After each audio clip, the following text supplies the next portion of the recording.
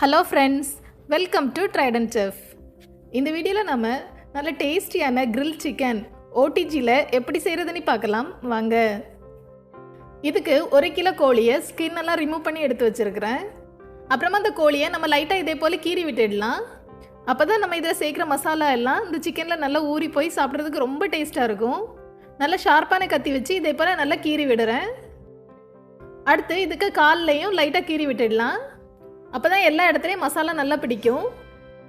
பாருங்க இதே போல நல்ல கோழியை கீறி எடுத்து வச்சிருக்கிறேன். இது இருக்கட்டும். அடுத்து நம்ம இந்த கோழியில தடவுறதுக்கு மசாலா ரெடி பண்ணிடலாம். அதுக்கு ஒரு பவுல்ல 1 டேபிள் ஸ்பூன் மிளகாய் தூள், 1 table spoon 65 masala, 1/2 teaspoon pepper powder, 1/4 teaspoon மஞ்சள் தூள், 1 டீஸ்பூன் ஆனியன் பவுடர் சேர்க்கிறேன். ஆனியன் பவுடர் இல்லைனா வெங்காயத்தை நல்லா பேஸ்ட்டாக அரைத்து எடுத்து இதில் சேர்த்துக்கோங்க. அப்புறமா 1/2 டீஸ்பூன் கார்லிக் பவுடர் சேர்க்குறேன். கார்லிக் பவுடர் இல்லைனா பூண்டை நல்லா பேஸ்ட்டாக அரைத்து எடுத்து இதில் சேர்த்துக்கோங்க. இது கூடவே 2 டீஸ்பூன் இஞ்சி பூண்டு பேஸ்ட், 1 டீஸ்பூன் உப்பு, 1 teaspoon lemon juice, 2 teaspoon olive oil சேர்க்குறேன். ஆலிவ் ஆயில் இல்லைனா நார்மல் குக்கிங் ஆயில் கூட நீங்கள் சேர்த்துக்கலாம். ஆலிவ் ஆயில் சேர்த்தோம் அப்படின்னா இதோட ஃப்ளேவர் இன்னும் ரொம்ப நல்லாயிருக்கும். எல்லாத்தையும் சேர்த்து நல்லா மிக்ஸ் பண்ணி விடுறேன். பாருங்கள் எல்லாத்தையும் நல்லா பேஸ்ட்டாக மிக்ஸ் பண்ணி எடுத்தாச்சு. கிரில் சிக்கனுக்கு தேவையான மசாலா ரெடி ஆகிடுச்சு. அடுத்து நம்ம இதை கட் பண்ணி வச்சுருக்கிற சிக்கனில் தடவிடலாம். இந்த மசாலாவை நம்ம கத்தி வச்சு கீறி வச்சுருக்கிற எல்லா கேப்லேயும் நல்லா தடவி விடுறேன். இது வரைக்கும் ட்ரைடன்ட் செஃப் சேனலை இன்ஸ்டாகிராமில் ஃபாலோ பண்ணலை அப்படின்னா டிஸ்கிரிப்ஷனில் லிங்க் கொடுத்துருக்குறேன்.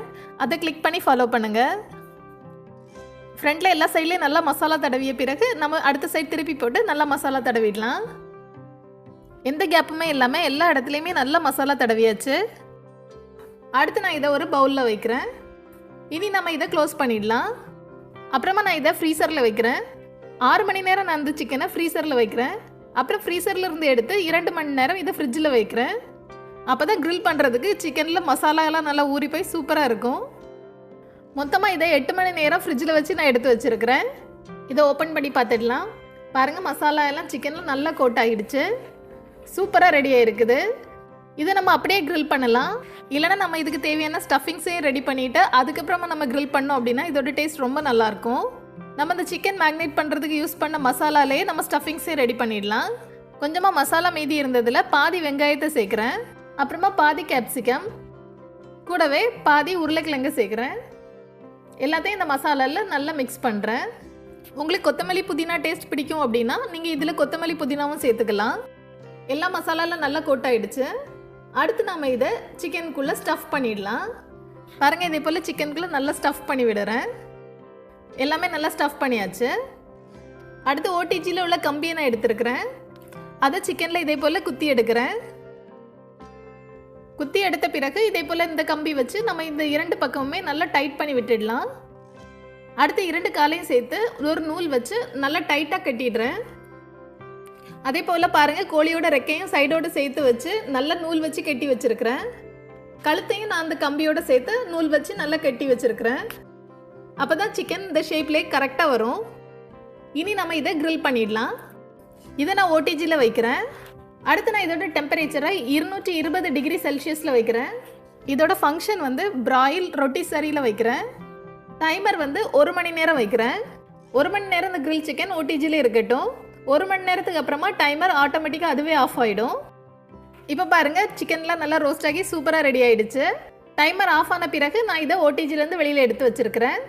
பாருங்கள் நல்லா ஜூஸியாக ரொம்ப சூப்பராக வந்திருக்குது. இனி நம்ம இந்த நூல் எல்லாமே கட் பண்ணி எடுத்துடலாம். நம்ம டைட்டாக நூலை கட்டினதுனால நம்ம சிக்கனை எப்படி வச்சோமோ அதே ஷேப்பில் சூப்பராக வந்து ரெடி ஆகிடுச்சு. அடுத்து நம்ம அந்த ஸ்க்ரூவை லூஸ் பண்ணிடலாம். அடுத்து நம்ம அந்த கம்பி எடுத்துடலாம். பாருங்கள் ரொம்ப ரொம்ப ஈஸியாக டேஸ்டியான க்ரில் சிக்கன் ரெடி ஆகிடுச்சு. பார்க்குறதுக்கே நல்லா டெம்ப்டிங்காக இருக்குது.